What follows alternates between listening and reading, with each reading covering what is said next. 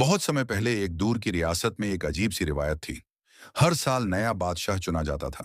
जो भी तख्त पर बैठता, उसे एक एग्रीमेंट पर साइन करना पड़ता था कि 1 साल बाद उसे बादशाहत से हटा दिया जाएगा और उसे एक सुनसान टापू पर अकेला छोड़ दिया जाएगा, जहां से वापस आने का कोई रास्ता नहीं होता था।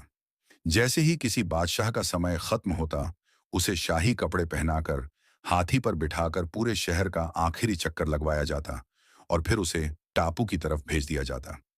एक ऐसे ही वक्त पर, जब लोग अपने पुराने बादशाह को टापू पर छोड़कर वापस आ रहे थे, रास्ते में उन्हें एक नौजवान लड़का मिला जो एक टूटी हुई कश्ती से बचकर निकला था। क्योंकि नया बादशाह चुना जाना था, लोगों ने उस लड़के को बादशाह बनने का ऑफर दे दिया।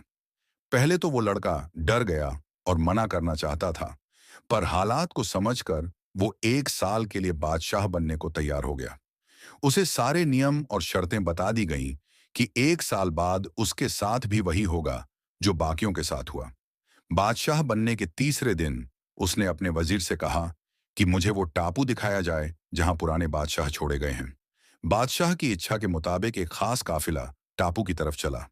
टापू पर पहुंचकर उसने देखा कि वहां सिर्फ जंगल ही जंगल है, खतरनाक जानवर हैं और पुराने बादशाहों की हड्डियां बिखरी पड़ी हैं। वो लड़का डरा जरूर, लेकिन हिम्मत नहीं हारा। वापस जाकर उसने कुछ मेहनती लोग चुने और उनको साथ लेकर फिर टापू गया।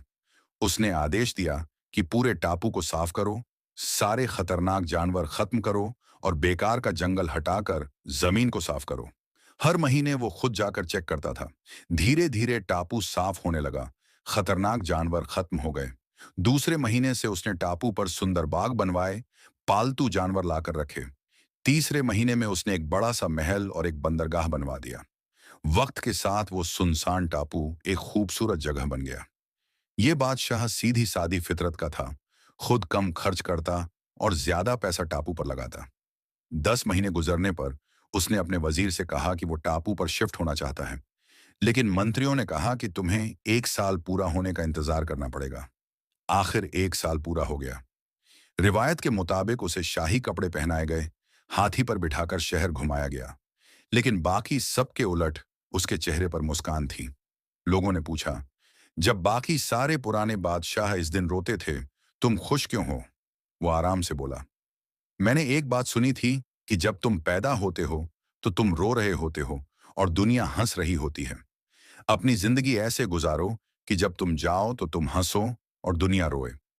मैंने अपनी बादशाहत में मौज मस्ती करने के बजाय अपने भविष्य के बारे में सोचा।